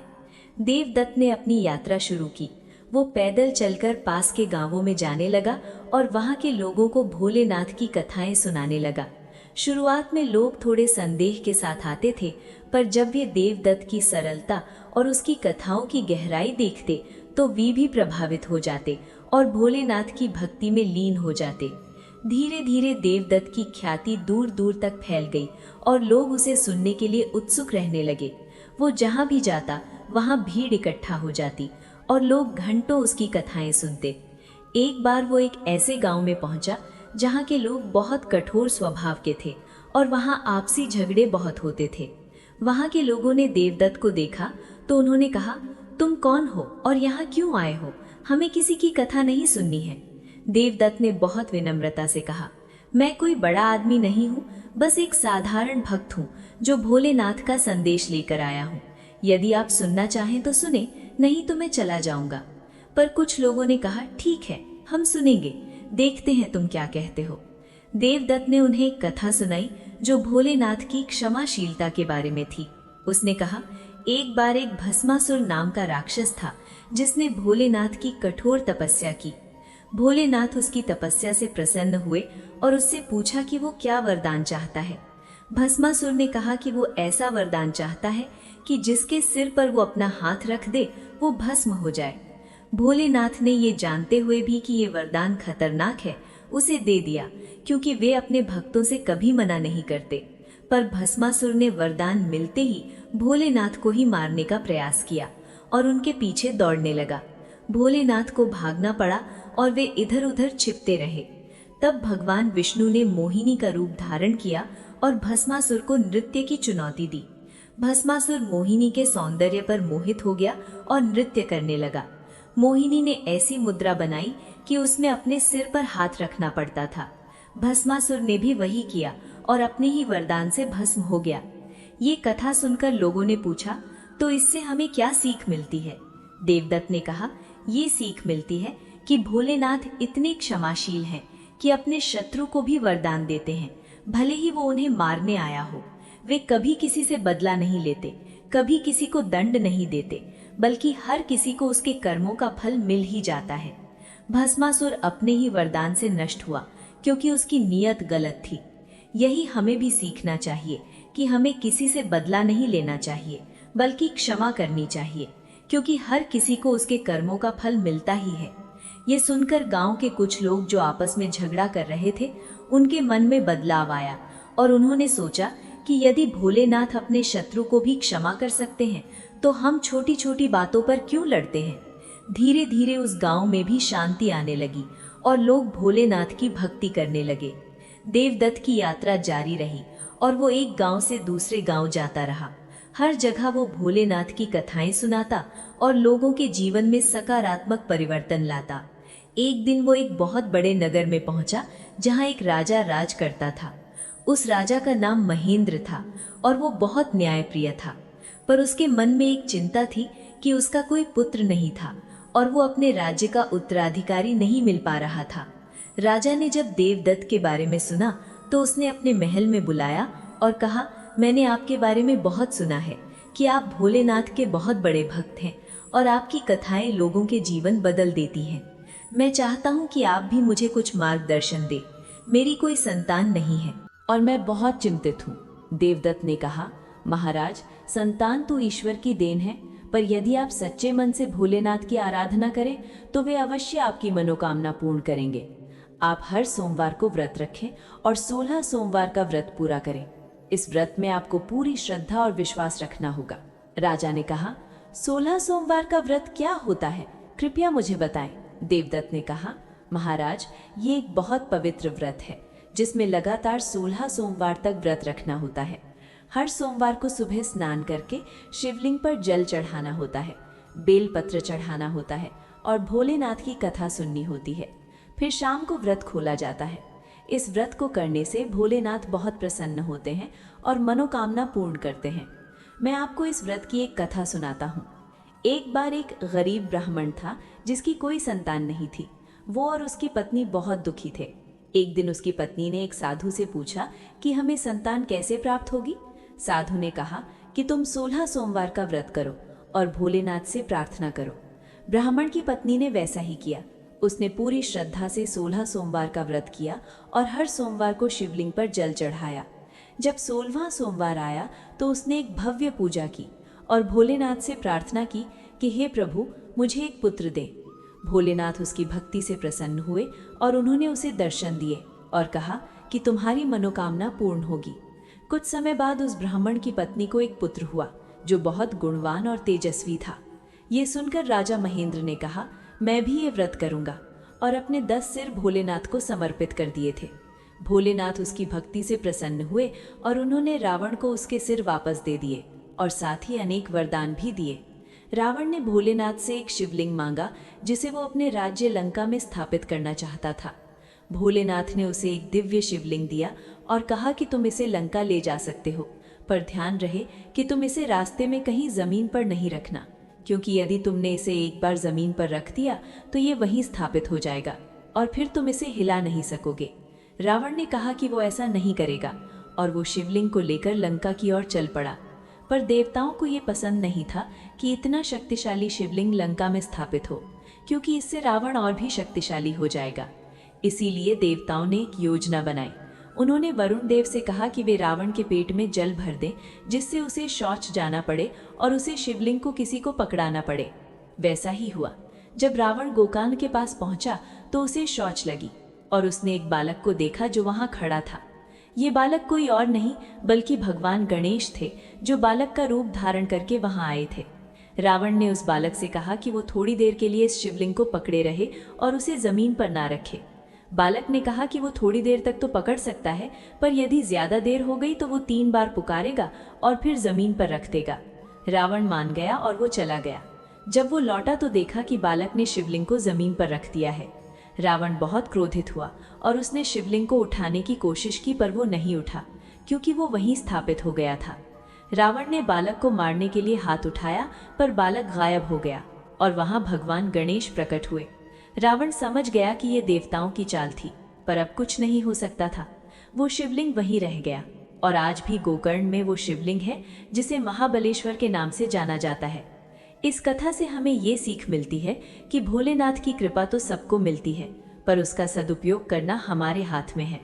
रावण को शिवलिंग मिला, पर उसकी अतिमांशा के कारण वो उसे लंका नहीं ले जा सका। यही जीवन का सत्य है कि हमें जो मिलता है उसे संभालना भी आना चाहिए और विनम्र रहना भी आना चाहिए।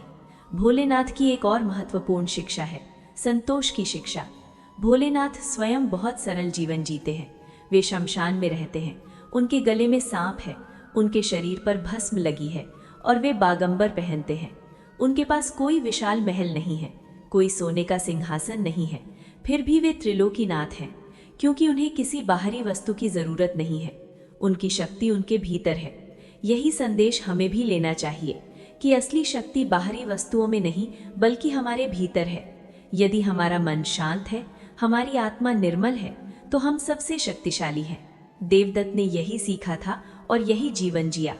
उसके पास कभी ज्यादा धन नहीं था, पर उसके पास संतोष था, भोलेनाथ की भक्ति थी और सबके प्रति प्रेम था। यही उसकी असली संपत्ति थी और इसी से उसने हजारों लोगों के जीवन को प्रभावित किया।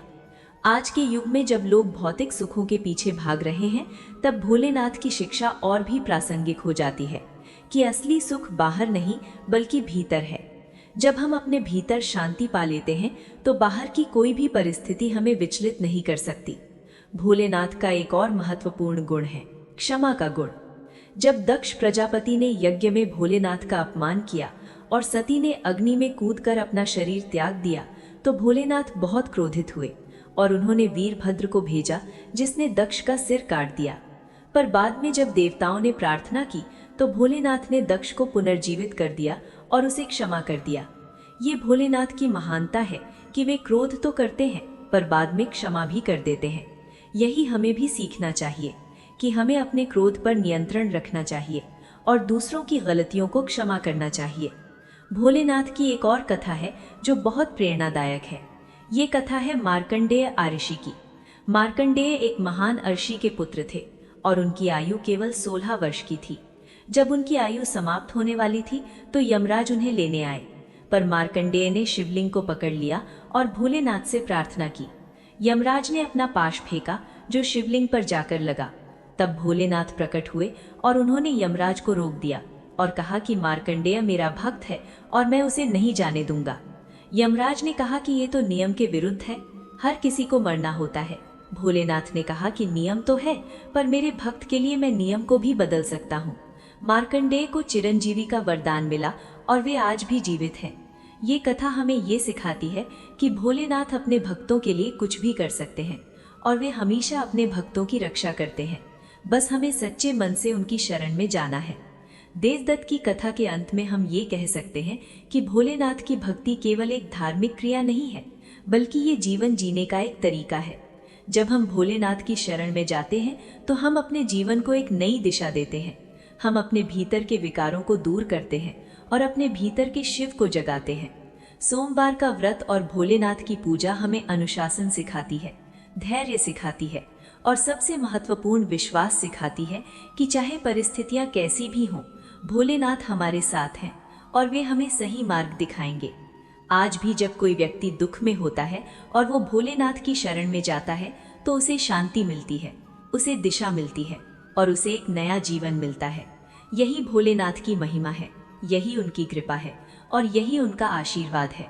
भोलेनाथ को ओम नमः शिवाय का मंत्र बहुत प्रिय है। ये पंचाक्षर मंत्र अत्यंत शक्तिशाली है और इसका जाप करने से हमारे भीतर की सारी नकारात्मकता दूर हो जाती है।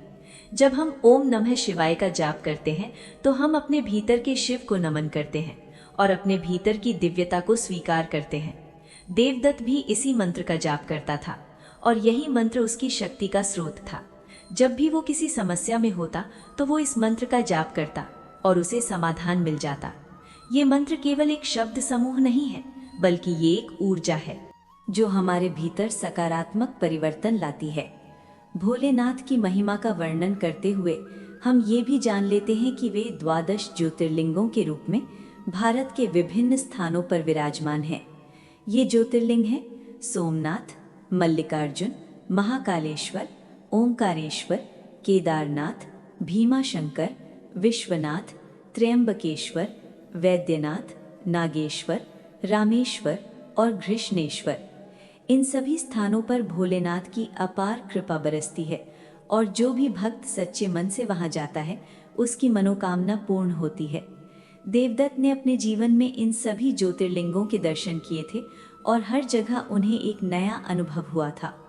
हर ज्योतिर्लिंग की अपनी एक विशेषता है और हर जगह भोलेनाथ की एक अलग लीला है, पर सब में एक बात समान है कि भोलेनाथ अपने भक्तों से बहुत प्रेम करते हैं और उनकी हर मनोकामना पूर्ण करते हैं। अब हम इस कथा को आगे बढ़ाते हुए देखते हैं कि देवदत्त के जाने के कई वर्षों बाद उसके पौत्र का जन्म हुआ, जिसका नाम रखा गया शिवांश, क्योंकि उसके माता पिता को लगा कि वो भोलेनाथ का अंश है। शिवांश बचपन से ही बहुत शांत और विचारशील बालक था। वो अपने दादा देवदत्त की कहानियां सुनता और उनसे बहुत प्रभावित होता। जब वो बड़ा हुआ तो उसने भी अपने दादा की तरह भोलेनाथ की भक्ति में अपना जीवन समर्पित कर दिया। एक दिन शिवांश को एक स्वप्न आया जिसमें भोलेनाथ ने उससे कहा कि तुम्हें हिमालय जाना है और वहां तपस्या करनी है, क्योंकि वहां तुम्हें एक विशेष ज्ञान प्राप्त होगा जो तुम्हें और भी अधिक लोगों की सेवा करने में मदद करेगा। शिवांश ने अपने परिवार को ये बात बताई और सबकी अनुमति लेकर वो हिमालय की यात्रा पर निकल पड़ा। ये यात्रा बहुत कठिन थी, पर शिवांश का विश्वास अटूट था। वो जानता था कि भोलेनाथ उसके साथ हैं और वे उसे सही मार्ग दिखाएंगे। कई दिनों की यात्रा के बाद शिवांश केदारनाथ पहुंचा, जहां एक प्राचीन शिव मंदिर है। ये वही स्थान है जहां भोलेनाथ बैल के रूप में धरती में समा गए थे और केवल उनकी पीठ बाहर रह गई थी। शिवांश ने वहां भोलेनाथ के दर्शन किए और उसे ऐसा लगा कि जैसे उसकी सारी थकान दूर हो गई। वो वहीं बैठ गया और ध्यान में लीन हो गया। कई दिनों तक वो ध्यान में रहा और उसे एक दिव्य अनुभव हुआ। उसे लगा कि भोलेनाथ उसके सामने बैठे हैं और उससे बात कर रहे हैं। भोलेनाथ ने उससे कहा, शिवांश, तुम्हारे दादा ने बहुत अच्छा कार्य किया था और अब तुम्हें उस कार्य को आगे बढ़ाना है, पर तुम्हारा कार्य थोड़ा अलग होगा। तुम्हें लोगों को ये बताना है कि भक्ति केवल मंदिर जाने से नहीं होती, बल्कि हर कर्म में भक्ति होनी चाहिए। जब कोई किसान खेत में काम करता है और वो सोचता है कि वो भोलेनाथ की सेवा कर रहा है, तो वो भी भक्ति है। जब कोई माता अपने बच्चे को खाना खिलाती है और वो सोचती है कि वो भोलेनाथ की सेवा कर रही है, तो वो भी भक्ति है। जब कोई शिक्षक अपने छात्रों को पढ़ाता है और वो सोचता है कि वो भोलेनाथ की सेवा कर रहा है, तो वो भी भक्ति है। यानी भक्ति केवल पूजा पाठ में नहीं, बल्कि हर कर्म में हो सकती है। बस हमें अपने हर कर्म को भोलेनाथ को समर्पित करना चाहिए। शिवांश को ये ज्ञान मिला और वो बहुत प्रसन्न हुआ। उसने भोलेनाथ को प्रणाम किया और वापस अपने गांव लौट आया। गांव आकर उसने लोगों को ये नया संदेश दिया कि भक्ति केवल मंदिर में नहीं, बल्कि हर जगह हो सकती है। जब हम अपना काम पूरी ईमानदारी से करते हैं और उसे भोलेनाथ को समर्पित करते हैं, तो वो भी भक्ति है। शुरुआत में लोगों को ये समझ नहीं आया, पर धीरे धीरे जब उन्होंने इसे अपनाया तो उन्हें लगा कि उनके जीवन में एक नई ऊर्जा आ गई है। अब वे अपना काम बोझ की तरह नहीं, बल्कि भक्ति की तरह करने लगे और इससे उनके काम में भी निपुणता आई और मन में भी शांति आई। इस तरह शिवांश ने भोलेनाथ की भक्ति को एक नया आयाम दिया और लोगों को ये समझाया कि भोलेनाथ केवल मंदिरों में नहीं, बल्कि हर जगह है और हम अपने हर कर्म में उनकी पूजा कर सकते हैं। समय बीतता गया और भोलेनाथ की भक्ति का ये संदेश दूर दूर तक फैलता गया। आज भी जब लोग सोमवार का व्रत रखते हैं तो वे देवदत्त और शिवांश की कहानियां याद करते हैं और ये समझते हैं कि भोलेनाथ हमेशा हमारे साथ हैं। भोलेनाथ की एक और महत्वपूर्ण शिक्षा है सादगी की शिक्षा। भोलेनाथ बहुत सरल हैं। वे कभी दिखावा नहीं करते, कभी अहंकार नहीं करते, बल्कि हमेशा विनम्र रहते हैं। यही हमें भी सीखना चाहिए कि चाहे हम कितने भी सफल हो जाएं, हमें सादगी और विनम्रता नहीं भूलनी चाहिए। देवदत्त भी जब प्रसिद्ध हो गया तो उसने कभी अहंकार नहीं किया। वो हमेशा सरल रहा और सबके साथ प्रेम से रहा। यही उसकी महानता थी और यही भोलेनाथ की सच्ची भक्ति थी। भोलेनाथ का एक और गुण है कि वे हर किसी को स्वीकार करते हैं, चाहे वो कैसा भी हो। उनके गणों में भूत प्रेत पिशाच सब हैं और वे सबको समान प्रेम देते हैं। ये हमें सिखाता है कि हमें भी किसी के साथ भेदभाव नहीं करना चाहिए और सबको समान रूप से देखना चाहिए। देवदत्त ने भी यही किया था। उसने कभी किसी के साथ भेदभाव नहीं किया, चाहे वो अमीर हो या गरीब, पढ़ा लिखा हो या अनपढ़, सब उसके लिए समान थे और वो सबकी सेवा करता था। अब हम इस कथा को समाप्ति की ओर ले जाते हुए ये कह सकते हैं कि भोलेनाथ की भक्ति हमारे जीवन को पूरी तरह बदल सकती है। जैसे देवदत्त का जीवन बदल गया, वैसे ही हर किसी का जीवन बदल सकता है। बस हमें सच्चे मन से भोलेनाथ की शरण में जाना है और उन पर विश्वास रखना है। सोमवार का दिन विशेष है क्योंकि ये भोलेनाथ का दिन है, और जो व्यक्ति इस दिन व्रत रखता है और भोलेनाथ की पूजा करता है, उसके जीवन में अवश्य सकारात्मक परिवर्तन आता है। ये कोई अंधविश्वास नहीं, बल्कि एक सत्य है जिसे हजारों लोगों ने अनुभव किया है। भोलेनाथ की कृपा असीम है और उनकी शक्ति अपरंपार है। वे महादेव हैं, त्रिलोकीनाथ हैं, नीलकंठ हैं, और सबसे बढ़कर वे हमारे सबसे करीबी हैं, क्योंकि वे भोले भंडारी हैं जो हर किसी को अपना मानते हैं। आइए हम सब भी भोलेनाथ की शरण में जाएं और उनकी कृपा प्राप्त करें। हर सोमवार को व्रत रखें, उनकी पूजा करें और उनकी कथाएं सुने और देखें कैसे हमारा जीवन बदलता है, कैसे हमारे दुख दूर होते हैं और कैसे हमारे जीवन में शांति और खुशी आती है। ओम नमः शिवाय, ओम नमः शिवाय, ओम नमः शिवाय। हर हर महादेव। जय भोलेनाथ की, जय महाकाल की, जय नीलकंठ की, जय त्रिलोकीनाथ की। भोलेनाथ की इस महिमा को आगे बढ़ाते हुए हम देखते हैं कि जब शिवांश अपने गांव लौटा तो उसके साथ एक और घटना घटी जो उसके जीवन की दिशा ही बदल देने वाली थी। एक दिन गांव में एक अजीब बीमारी फैल गई जिससे बहुत से लोग बीमार पड़ने लगे। ये बीमारी ऐसी थी कि किसी भी वैद्य या हकीम के पास इसका कोई इलाज नहीं था। लोग एक के बाद एक बीमार होते जा रहे थे और गांव में हाहाकार मच गया था। शिवांश ने जब ये देखा तो उसका मन बहुत व्यथित हुआ और उसने सोचा कि अब क्या किया जाए। उसने गांव के सभी बुजुर्गों को इकट्ठा किया और उनसे सलाह ली, पर किसी के पास कोई समाधान नहीं था। तब शिवांश ने कहा कि हम सब मिलकर भोलेनाथ से प्रार्थना करेंगे और उनसे इस संकट से मुक्ति मांगेंगे। उसने कहा कि हम एक महामृत्युंजय जाप करेंगे, जो कि भोलेनाथ का एक बहुत शक्तिशाली मंत्र है और जिसका जाप करने से व्यक्ति मृत्यु के भय से मुक्त हो जाता है। महामृत्युंजय मंत्र है ओम त्र्यंबकम यजामहे सुगंधिम पुष्टिवर्धनम उर्वरुकम बंधनान मृत्युर्मुक्षीय मामृतात्। ये मंत्र अत्यंत पवित्र और शक्तिशाली है और इसका जाप करने से व्यक्ति मृत्यु के भय से मुक्त हो जाता है। शिवांश ने गांव के सभी लोगों को इकट्ठा किया और उन्हें इस मंत्र का महत्व समझाया। उसने कहा कि हम सब मिलकर 7 दिनों तक इस मंत्र का 1,11,000 बार जाप करेंगे और भोलेनाथ से प्रार्थना करेंगे कि वे हमें इस बीमारी से मुक्ति दें। लोगों ने शिवांश की बात मानी और सभी ने मिलकर ये जाप शुरू कर दिया। दिन रात मंदिर में मंत्रों की गूंज होती रहती और लोग बारी बारी से जाप करते रहते। शिवांश खुद भी दिन रात मंदिर में रहता और मंत्र जाप करता। साथ ही वो बीमार लोगों की सेवा भी करता, उन्हें जल पिलाता, उनका माथा पोंछता और उन्हें सांत्वना देता कि भोलेनाथ सब ठीक कर देंगे। तीसरे दिन एक चमत्कार हुआ। जो बीमार लोग बिस्तर पर पड़े थे, उनमें से कुछ लोगों की तबीयत सुधरने लगी और वे उठकर बैठने लगे। ये देखकर लोगों में नई आशा जगी और उन्होंने और भी श्रद्धा से मंत्र जाप करना जारी रखा। 7वें दिन जब अंतिम आहुति दी जा रही थी तो गांव के सभी बीमार लोग स्वस्थ हो गए और किसी को भी कोई तकलीफ नहीं रही। ये देखकर पूरे गांव में खुशी की लहर दौड़ गई और सभी ने भोलेनाथ का जयकारा लगाया। शिवांश ने लोगों से कहा कि ये भोलेनाथ की कृपा है और महामृत्युंजय मंत्र की शक्ति है। इस मंत्र में इतनी शक्ति है कि ये मृत्यु को भी हरा सकता है और हर प्रकार की बीमारी को दूर कर सकता है। उसने लोगों को ये भी बताया कि इस मंत्र का नियमित रूप से जाप करने से व्यक्ति स्वस्थ रहता है और उसके जीवन में सुख समृद्धि आती है।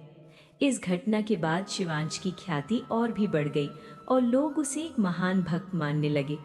पर शिवांश ने फिर से वही कहा कि मैं कुछ नहीं हूँ, बस भोलेनाथ का एक साधारण भक्त हूँ। असली शक्ति तो भोलेनाथ की है और मैं तो केवल एक माध्यम हूँ।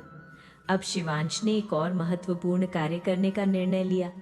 उसने सोचा कि जैसे उसके दादा देवदत्त ने लोगों को कथाएं सुनाकर उनके जीवन में परिवर्तन लाया था, वैसे ही वो भी लोगों को भोलेनाथ के मंत्रों की शक्ति के बारे में बताएगा और उन्हें सिखाएगा कि कैसे इन मंत्रों का जाप करके वे अपने जीवन को बेहतर बना सकते हैं। उसने गांव में एक पाठशाला खोली जहां वो लोगों को विभिन्न मंत्रों के बारे में सिखाता और उन्हें बताता कि किस समस्या के लिए कौन सा मंत्र कारगर है। उसने बताया कि यदि किसी को धन की समस्या है तो वो महालक्ष्मी मंत्र का जाप कर सकता है। यदि किसी को ज्ञान चाहिए तो वो सरस्वती मंत्र का जाप कर सकता है, और यदि किसी को विघ्नों से मुक्ति चाहिए तो वो गणेश मंत्र का जाप कर सकता है। पर उसने ये भी बताया कि सभी मंत्रों में सबसे शक्तिशाली भोलेनाथ के मंत्र हैं, क्योंकि भोलेनाथ सभी देवताओं के देव हैं और वे सबसे ऊपर हैं। जब हम भोलेनाथ के मंत्र का जाप करते हैं तो सभी देवता प्रसन्न हो जाते हैं, क्योंकि भोलेनाथ की प्रसन्नता में ही सभी की प्रसन्नता है। शिवांश ने लोगों को ये भी सिखाया कि मंत्र जाप करते समय कुछ नियमों का पालन करना बहुत जरूरी है। सबसे पहले तो मन शुद्ध होना चाहिए। यदि मन में किसी के प्रति द्वेष है या कोई बुरा विचार है तो मंत्र का पूरा प्रभाव नहीं होता। दूसरे, मंत्र का उच्चारण शुद्ध होना चाहिए। यदि उच्चारण गलत है तो मंत्र का प्रभाव कम हो जाता है। तीसरे, मंत्र जाप के समय एकाग्रता होनी चाहिए। यदि मन इधर उधर भटकता रहेगा तो मंत्र का कोई लाभ नहीं होगा।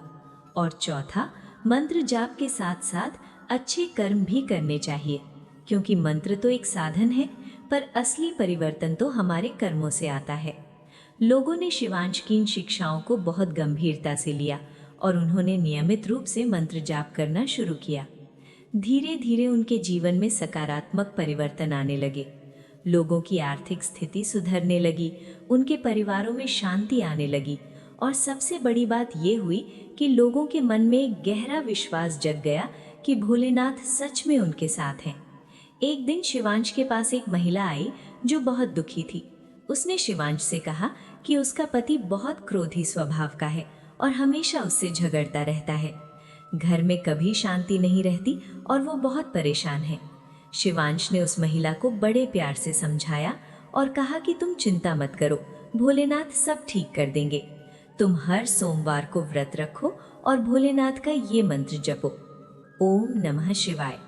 साथ ही तुम अपने पति के प्रति मन में कोई बुरा भाव ना रखो, बल्कि उनके लिए प्रार्थना करो कि भोलेनाथ उनके क्रोध को शांत करें और उनके मन में प्रेम भर दें।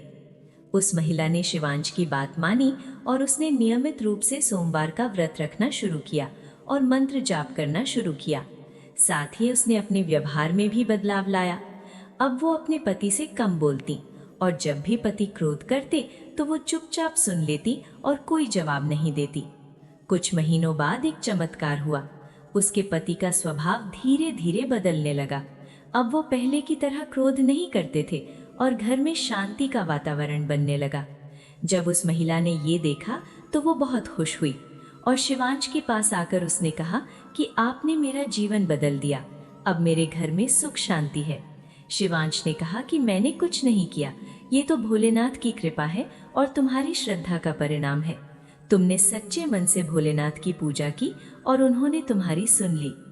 इस तरह की अनेक घटनाएं होती रहीं और शिवांश के माध्यम से सैकड़ों लोगों के जीवन में परिवर्तन आता रहा।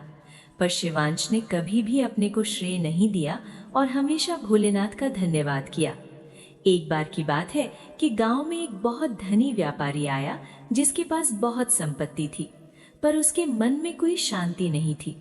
वो हमेशा चिंतित रहता था कि कहीं उसकी संपत्ति चोरी ना हो जाए, कहीं उसका व्यापार ठप ना हो जाए, कहीं कोई उसे धोखा ना दे दे। ये सारे विचार उसे रात दिन सताते रहते थे और वो कभी चैन से नहीं सो पाता था। जब उसने शिवांश के बारे में सुना तो वो उसके पास आया और बोला, मेरे पास सब कुछ है, फिर भी मुझे शांति क्यों नहीं मिलती? मैं हमेशा परेशान रहता हूँ, कृपया मुझे कोई उपाय बताएं। शिवांश ने उस व्यापारी को गौर से देखा और फिर बोला, तुम्हारी समस्या ये है कि तुम अपनी संपत्ति को अपना मानते हो और तुम्हें लगता है कि ये तुम्हारी मेहनत से आई है, पर सच तो ये है कि ये सब भोलेनाथ की कृपा है, और जब तुम ये भूल जाते हो तो तुम्हें लगता है कि कहीं ये छिन न जाए, इसलिए तुम चिंतित रहते हो। व्यापारी ने पूछा, तुम्हें क्या करूं? शिवांश ने कहा, तुम अपनी संपत्ति का कुछ हिस्सा दान में दो, गरीबों की मदद करो और ये समझो कि ये सब भोलेनाथ का है। तुम तो केवल एक रखवाले हो। जब तुम ये समझ जाओगे तो तुम्हारी चिंता अपने आप दूर हो जाएगी। व्यापारी को ये बात समझ आई और उसने वैसा ही किया। उसने अपनी संपत्ति का एक बड़ा हिस्सा दान में दिया, गांव में एक धर्मशाला बनवाई, एक भोजनालय खोला और गरीब बच्चों के लिए एक स्कूल बनवाया। जब उसने ये सब किया तो उसे लगा कि उसके मन की चिंता धीरे धीरे कम हो रही है। अब वो रात को चैन से सो पाता था और उसके चेहरे पर एक शांति दिखाई देने लगी। उसने शिवांश को धन्यवाद दिया और कहा कि आपने मुझे जीवन का असली अर्थ समझा दिया। अब मैं समझ गया हूँ कि संपत्ति को जोड़ना नहीं बल्कि बांटना ही असली सुख है। शिवांश ने मुस्कुराते हुए कहा कि ये भोलेनाथ की शिक्षा है। वे खुद सबसे बड़े दानी हैं और सबको सब कुछ देते हैं। हमें भी उनकी तरह बनना चाहिए और दूसरों की मदद करनी चाहिए। समय बीतता गया और शिवांश के कार्य का दायरा बढ़ता गया। अब वो केवल अपने गांव में ही नहीं बल्कि आसपास के कई गांवों में जाने लगा और लोगों को भोलेनाथ की शिक्षाएं देने लगा। उसने हर जगह छोटे छोटे शिव मंदिर बनवाए और वहां लोगों को मंत्र जाप सिखाया। एक दिन शिवांश को एक सपना आया जिसमें भोलेनाथ ने उससे कहा कि अब तुम्हें एक और महत्वपूर्ण कार्य करना है। तुम्हें लोगों को शिवरात्रि के महत्व के बारे में बताना है और उन्हें सिखाना है कि कैसे शिवरात्रि का व्रत रखकर वे अपने जीवन में बड़ा परिवर्तन ला सकते हैं। शिवांश ने सुबह उठते ही ये बात सबको बताई और कहा कि अगली शिवरात्रि पर हम एक विशेष आयोजन करेंगे जिसमें पूरी रात भोलेनाथ की पूजा होगी और लोगों को शिवरात्रि के महत्व के बारे में बताया जाएगा। जब शिवरात्रि का दिन आया तो पूरा गांव सज गया। मंदिर को फूलों से सजाया गया, दीपक जलाए गए और हर जगह भोलेनाथ के जयकारे गूंजने लगे। शिवांश ने लोगों को शिवरात्रि का महत्व समझाया। उसने कहा कि शिवरात्रि का दिन बहुत विशेष है क्योंकि इस दिन भोलेनाथ और माता पार्वती का विवाह हुआ था और ये भी माना जाता है कि इस रात भोलेनाथ का तांडव नृत्य होता है जो कि सृष्टि के संचालन के लिए आवश्यक है। जो व्यक्ति इस रात जागकर भोलेनाथ की पूजा करता है उसके सारे पाप धुल जाते हैं और उसे भोलेनाथ का आशीर्वाद मिलता है। शिवांश ने बताया कि शिवरात्रि के व्रत में 4 बार शिवलिंग पर जल चढ़ाना चाहिए। पहली बार सुबह, दूसरी बार दोपहर, तीसरी बार शाम और चौथी बार मध्य रात्रि में। हर बार जल चढ़ाते समय बेलपत्र भी चढ़ाना चाहिए और ओम नमः शिवाय का जाप करना चाहिए। साथ ही पूरी रात जागकर भोलेनाथ की कथाएं सुननी चाहिए और भजन कीर्तन करना चाहिए। उस रात पूरे गांव ने मिलकर शिवरात्रि का व्रत रखा और सभी ने 4 बार शिवलिंग पर जल चढ़ाया। शिवांश ने पूरी रात कथाएं सुनाई और लोगों ने भजन कीर्तन किए। जब सुबह हुई तो सभी के चेहरे पर एक अलग तेज था और सभी को लग रहा था कि उन्होंने कुछ बहुत विशेष अनुभव किया है। कई लोगों ने बताया कि उन्हें रात में भोलेनाथ के दर्शन हुए और उन्होंने उन्हें आशीर्वाद दिया। कुछ लोगों ने कहा कि उन्हें ऐसा लगा कि जैसे उनके सारे पाप धुल गए और वे एक नए जीवन की शुरुआत कर रहे हैं। शिवांश ने सबको बधाई दी और कहा कि ये भोलेनाथ की कृपा है और शिवरात्रि की महिमा है। जो व्यक्ति सच्चे मन से शिवरात्रि का व्रत रखता है उसका जीवन अवश्य बदल जाता है। इस घटना के बाद हर साल गांव में शिवरात्रि का भव्य आयोजन होने लगा और दूर दूर से लोग आकर इसमें शामिल होने लगे। धीरे धीरे ये गांव एक तीर्थ स्थल के रूप में जाना जाने लगा और लोग भोलेनाथ के दर्शन के लिए यहाँ आने लगे। शिवांश ने अब एक और महत्वपूर्ण कार्य शुरू किया। उसने सोचा कि जैसे उसके दादा देवदत्त ने कथाएं सुनाकर लोगों को प्रेरित किया, वैसे ही वो भी कुछ ऐसा करे जो लोगों के मन में गहरा प्रभाव डाले। उसने गांव के युवाओं को इकट्ठा किया और उनसे कहा कि हमें एक ऐसा समूह बनाना चाहिए जो गांव-गांव जाकर लोगों को भोलेनाथ की शिक्षाएं दे और उनके जीवन में सकारात्मक परिवर्तन लाए। युवाओं ने शिवांश की बात को गंभीरता से लिया और उन्होंने एक समूह बनाया जिसका नाम रखा गया शिव सेवा संघ। इस संघ के सदस्य हर सोमवार को अलग अलग गांवों में जाते और वहां भोलेनाथ की कथाएं सुनाते, मंत्र जाप सिखाते और लोगों की समस्याओं का समाधान करते। इस तरह धीरे धीरे भोलेनाथ की भक्ति का ये संदेश बहुत दूर तक फैल गया और हजारों लोग इससे जुड़े। एक दिन शिवांश के पास एक बहुत बूढ़ी महिला आई जो बहुत कमजोर थी और मुश्किल से चल पा रही थी। उसने शिवांश से कहा कि मैं बहुत बूढ़ी हो गई हूँ और अब मैं ज्यादा दिन जीवित नहीं रहूंगी। मुझे बहुत डर लगता है कि मरने के बाद क्या होगा। मैंने अपने जीवन में बहुत पाप किए हैं और मुझे लगता है कि मुझे नरक मिलेगा। शिवांश ने उस बूढ़ी महिला को बड़े प्यार से समझाया और कहा कि माताजी, आप चिंता न करें। भोलेनाथ बहुत दयालु हैं और वे हर उस व्यक्ति को क्षमा कर देते हैं जो सच्चे मन से उनकी शरण में आता है, चाहे उसने कितने भी पाप क्यों ना किए हो। आप अब से नियमित रूप से ओम नमः शिवाय का जाप करें और भोलेनाथ से क्षमा मांगे, वे अवश्य आपको क्षमा कर देंगे। उस बूढ़ी महिला ने शिवांश की बात मानी और उसने अपने जीवन के अंतिम दिनों में पूरी श्रद्धा से भोलेनाथ का जाप किया। कुछ महीनों बाद जब उसका अंत समय आया तो उसके चेहरे पर एक अद्भुत शांति थी और वो मुस्कुरा रही थी। उसने अपने अंतिम शब्दों में कहा कि मुझे भोलेनाथ के दर्शन हो रहे हैं और वे मुझे अपने साथ ले जा रहे हैं। अब मुझे कोई डर नहीं है। ये सुनकर सभी लोग आश्चर्यचकित रह गए और उन्होंने माना कि ये भोलेनाथ की कृपा है कि उन्होंने एक पापी महिला को भी अपने धाम में स्थान दिया। शिवांश ने लोगों से कहा कि यही भोलेनाथ की महानता है कि वे किसी को भी नहीं ठुकराते, चाहे वो कितना भी पापी क्यों ना हो। यदि वो सच्चे मन से उनकी शरण में आता है तो वे उसे अपना लेते हैं और उसके सारे पाप धो देते हैं। अब शिवांश की उम्र भी बढ़ने लगी थी और वो भी धीरे धीरे बूढ़ा होने लगा था, पर उसकी भक्ति में कोई कमी नहीं आई थी। वो अब भी उतनी ही श्रद्धा से भोलेनाथ की सेवा करता था और लोगों को सही मार्ग दिखाता था। एक दिन उसे फिर से एक स्वप्न आया जिसमें भोलेनाथ ने उससे कहा कि शिवांश, तुमने बहुत अच्छा कार्य किया है और मैं तुमसे बहुत प्रसन्न हूँ। अब तुम्हारा कार्य लगभग पूर्ण हो गया है, पर तुम्हें एक अंतिम संदेश लोगों को देना है और वो ये है कि भोलेनाथ केवल एक देवता नहीं है, बल्कि वे एक जीवन शैली है, एक विचारधारा है जो हमें सिखाती है कि कैसे सरल जीवन जीना है, कैसे हर किसी को स्वीकार करना है, कैसे क्षमाशील होना है और कैसे निर्लिप्त रहना है। शिवांश ने सुबह उठते ही ये संदेश लोगों को दिया और कहा कि भोलेनाथ की पूजा करना केवल एक धार्मिक कर्म नहीं है, बल्कि ये एक जीवन जीने का तरीका है। जब हम भोलेनाथ की तरह बनने की कोशिश करते हैं तो हम अपने आप ही अपने जीवन को सार्थक बनाते हैं। भोलेनाथ सरल हैं तो हमें भी सरल होना चाहिए। भोलेनाथ सबको स्वीकार करते हैं तो हमें भी किसी के साथ भेदभाव नहीं करना चाहिए। भोलेनाथ क्षमाशील हैं तो हमें भी दूसरों की गलतियों को क्षमा करना चाहिए। भोलेनाथ निर्लिप्त हैं तो हमें सांसारिक वस्तुओं में आसक्त नहीं होना चाहिए। यही असली भक्ति है, यही असली पूजा है। लोगों ने शिवांश की इस बात को बहुत गहराई से समझा और उन्होंने अपने जीवन में इसे उतारने की कोशिश की। धीरे धीरे पूरा गांव का वातावरण बदल गया। ये कथा यहीं पर समाप्त होती है। तो प्रिय दर्शक बंधु, ये कथा आपको कैसी लगी कमेंट में ज़रूर बताएं और हमारे चैनल सनातन आराध्या को सब्सक्राइब करना ना भूलें। धन्यवाद।